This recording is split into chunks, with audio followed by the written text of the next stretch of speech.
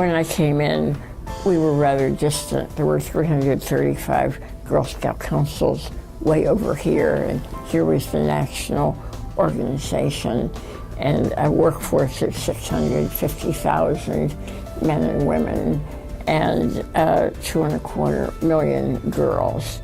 But we were not one great movement.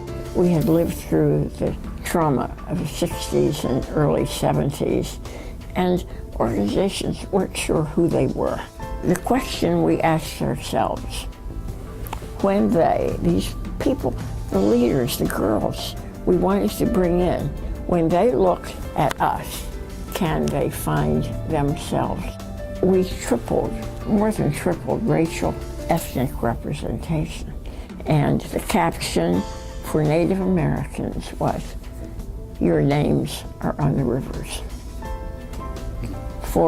We learned that for African American families, they're very proud that Black Americans help each other.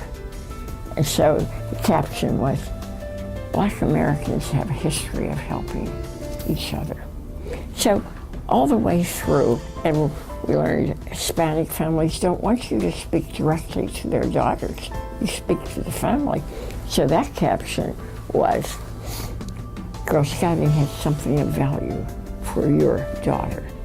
So we tried to be very sensitive to all these, and they're rather subtle nuances, but the message was, we respect you. We respect your culture. We have something of value for your daughter. But what did that do to the organization? Marvelous cohesion. And when I left, we had the highest membership in our history. We had the greatest diversity in our history. But best of all, we were one great movement. And when I came in, I would say, we are one great movement, and people would look like this.